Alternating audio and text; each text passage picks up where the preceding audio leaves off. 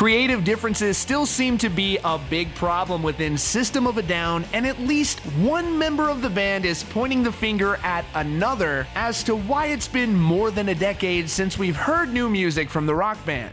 Last year, it looked more likely than ever that System of a Down was going to be dropping a new album after members of the band were talking about having written new songs and actually getting in the studio together. But in recent interviews, the band has lamented the fact that they haven't been able to see eye to eye on just what direction the band should head in. Now, in a new interview with Kerrang!, guitarist Daron Malakian is pointing the finger directly at Serj, the band's frontman.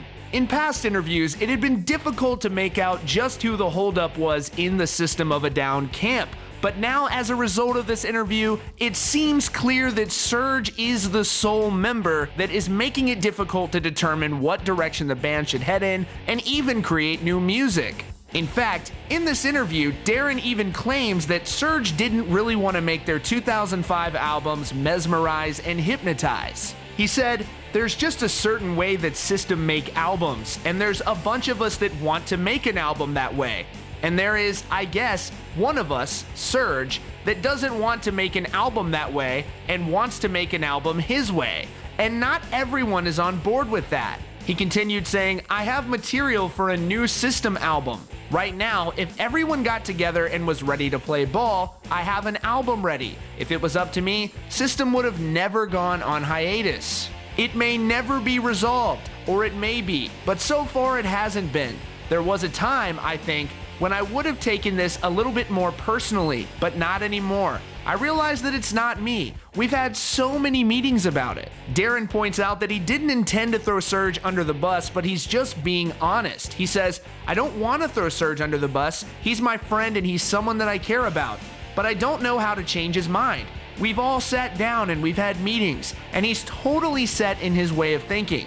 It appears that the dispute is taking place because Serj reportedly is no longer interested in pursuing heavier music. He said, "Serj was never really a heavy metal or a rock guy. I don't know if he has the same love for this kind of music as I do. I'm the kid that grew up with Slayer and Kiss on my walls. I wanted to be like them one day. Serj didn't grow up feeling that way. He didn't grow up a diehard fan. So I feel like the whole experience of becoming a lead singer in a hugely successful band was different for him than my experience was for me." He then went on to surprisingly reveal that Serj didn't even want to make Mesmerize and Hypnotize. He said, "To be honest with you, Serj didn't even want to make Mesmerize and Hypnotize. We really begged him to make those records. At the time, he felt like he was out." One thing is clear, System of a Down fans really want a new album, and it sounds like everyone else in the band really wants one too, and this may be a final stretch and a final attempt for Daron